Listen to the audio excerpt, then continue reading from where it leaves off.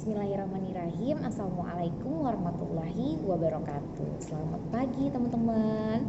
Untuk edisi pertama ini, untuk video yang pertama di edisinya hari Senin tanggal 29 Juni 2020, Ata akan membagikan pengalaman-pengalaman menarik berkaitan tentang dunia perhaitan. Dunia perhaitan apa itu ya? Pokoknya tentang dunia kewanitaan ya.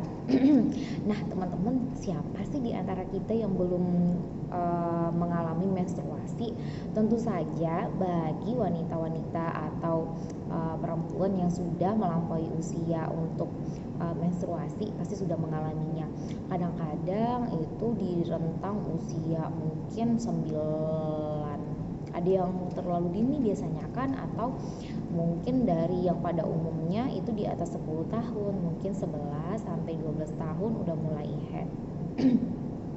Nah kawan-kawan, banyak hal yang mesti kita waspadai atau yang harus kita jaga ketika kita sedang head. Nah untuk kesempatan kali ini kita akan tinjau dari sisi agamanya. Kemudian setelah itu kita akan bahas dengan dari sisi kesehatannya. Nah yang pertama ini adalah amalan-amalan apa aja yang bisa dikerjakan oleh muslimah yang sedang haid.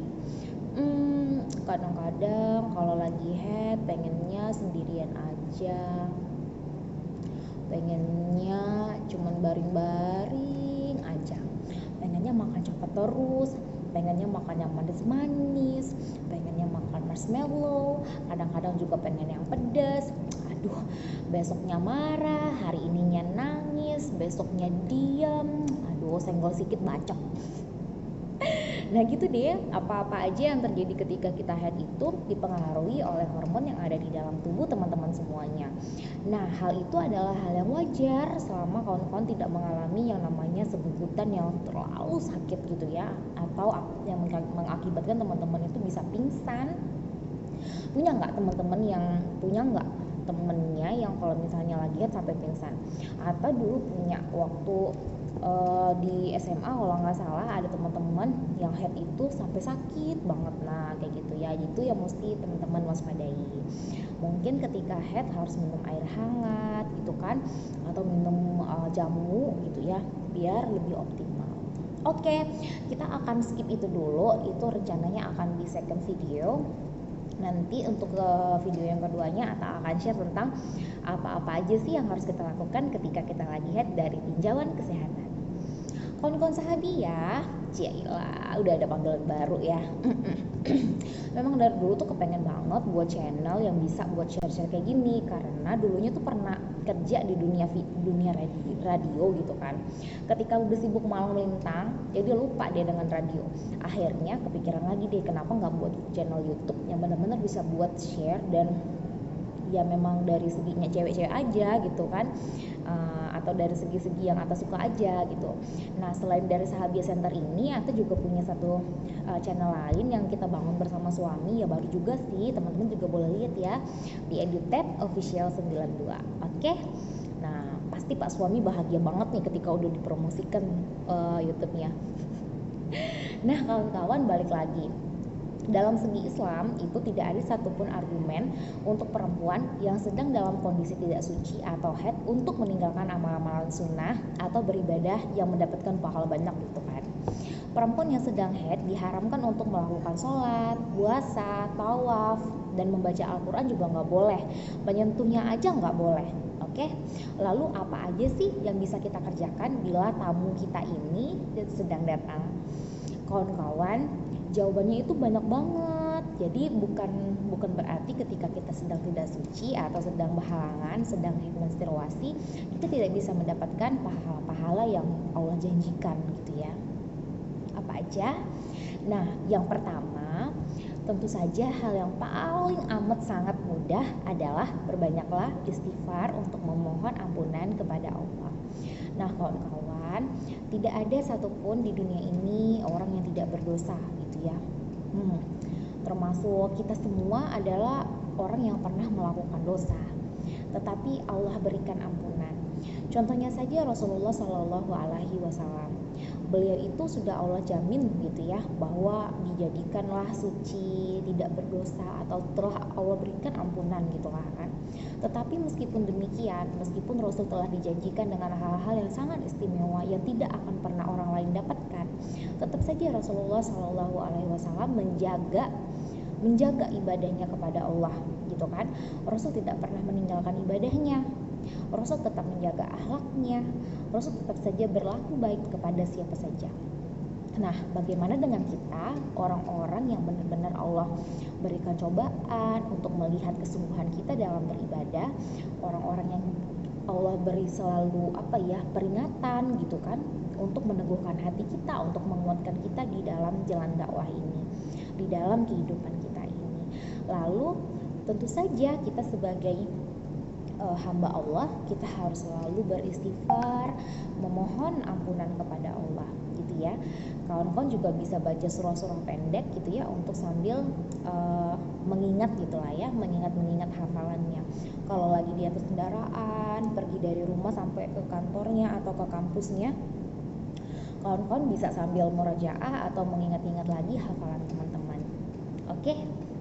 Yang kedua adalah bersalawat kepada Rasulullah Shallallahu Alaihi Wasallam. Nah, salawat-salawat ini tentu saja gitu ya, yang kita inginkan gitu ya. Yang kita inginkan ketika kita bersalawat tentu aja adalah syafaat Nabi kelak di yaumil akhir. Jadi perbanyaklah bersalawat kepada beliau. Kemudian yang ketiga adalah membaca atau mengamalkan Asmaul Husna. Nah, kawan-kawan, membaca Asmaul Husna itu membantu kita mengingat kembali gitu ya keagungan Allah gitu, karena di dalam Asmaul Husna ini banyak sekali disusun gitu ya nama-nama Allah, sifat-sifat Allah gitu ya, Ar-Rahman, Ar-Rahim, aduh banyak banget ya, sampai 99 nama Allah, Asmaul Husna. Nah, dengan demikian kita akan membantu kita bahwa kita mengingatkan kita bahwa kita ini adalah makhluk yang sangat kecil, makhluk yang sangat kerdil, yang tidak mempunyai kuasa apapun melainkan dengan pertolongan Allah. Kita nggak bisa apa-apa gitu ya, kita nggak bisa apa-apa kecuali kalau Allah yang bantu. Kita nggak bisa mencapai suatu hal kalau Allah tidak menghendaki gitu. Jadi kalau teman-teman semuanya punya kesulitan gitu ya, kawan-kawan punya targetan gitu, kembalikan semuanya kepada Allah, hadirkan Allah ke dalam hidupnya teman-teman. Oke. Kemudian habis itu yang paling mudah adalah mendengarkan tausiah. Nah, hal ini juga sering Atta lakukan. Kadang-kadang kalau misalnya kita sedang kerja gitu ya, ketimbang kita, bukannya nggak mau ya, tapi memang seru-seru juga gitu.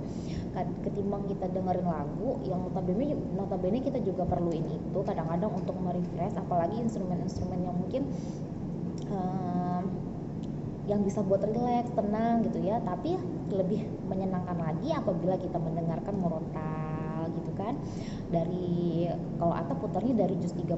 Jadi biar kita bisa membaca atau mengingat-ingat lagi hafalan kita di juz 30. Habis itu baru deh ke juz 29 dan seterusnya, terserah teman-teman ya. Tapi kalau Atta sih mulainya dari juz 30 dulu biar bisa ingat-ingat lagi.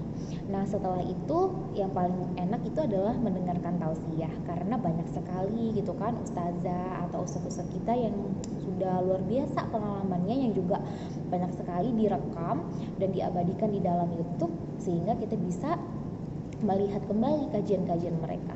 Kawan-kawan langsung cari aja di YouTube, ketik apa aja yang kawan-kawan inginkan atau tausiah-tausiah apa yang kawan-kawan butuhkan, insya Allah nanti ketemu.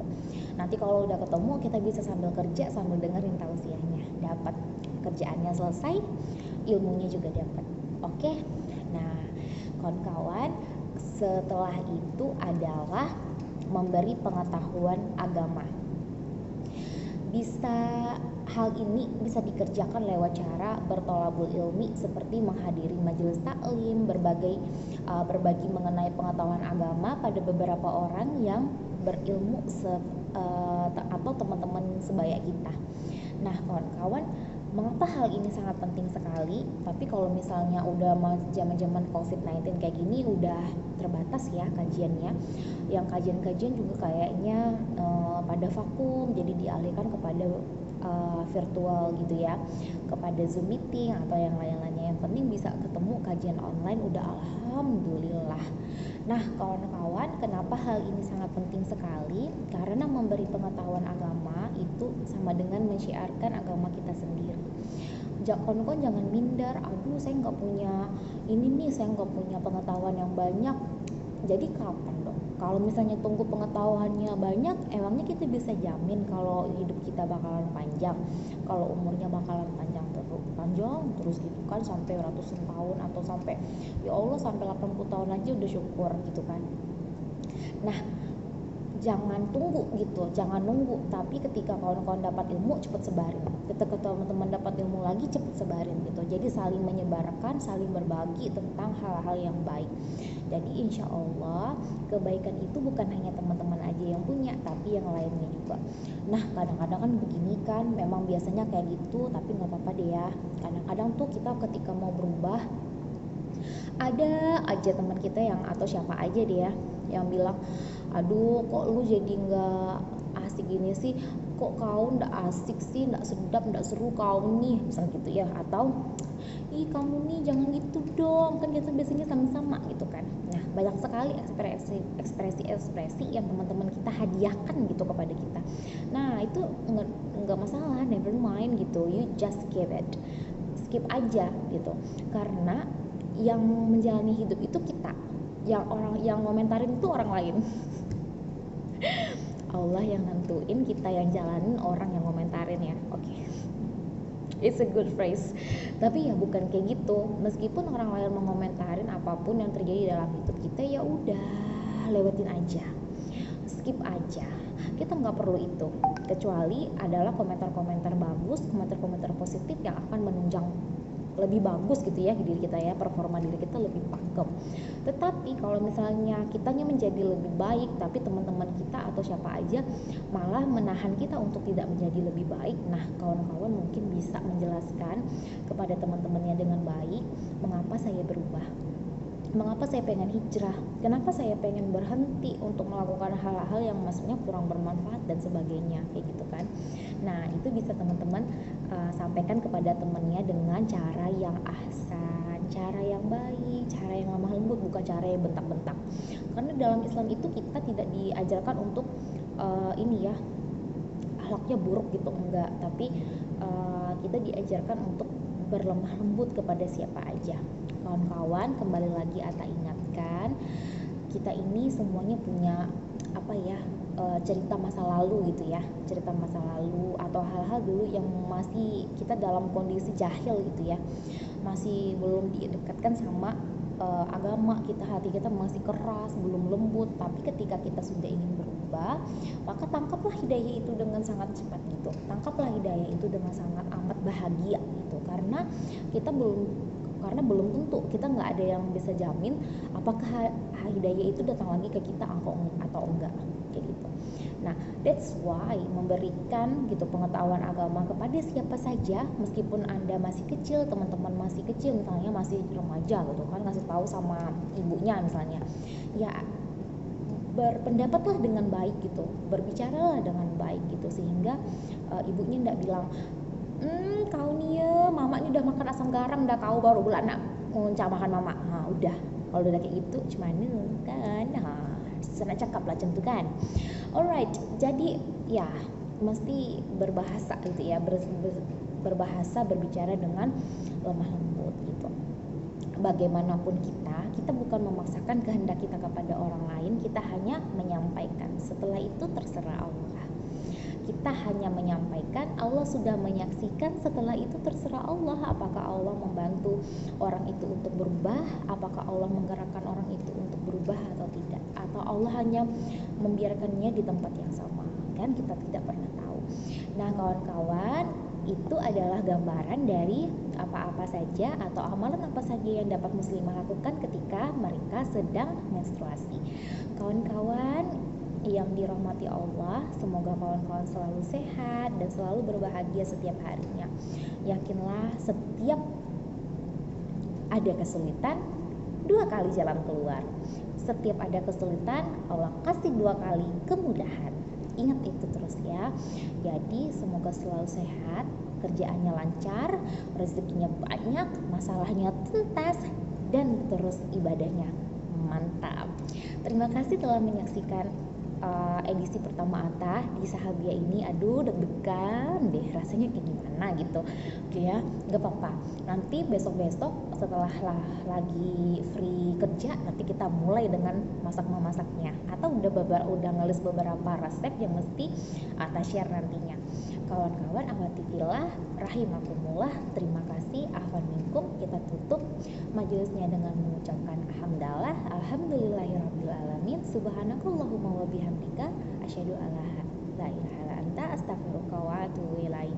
Nah kawan-kawan, afwan kalau ada salah-salah ucap atau kurang berkenan di hati kawan-kawan, insyaallah niatnya hanya ingin membagi gitu ya, bershare ilmunya juga baru Ata dapetin, maka mungkin tidak terlalu luas ya seperti misalnya ustazah gitu ya, enggak ya, karena Ata juga sedang belajar. Mari belajar bersama-sama, raih ridho Allah, ketemu di jannah. Assalamualaikum warahmatullahi wabarakatuh.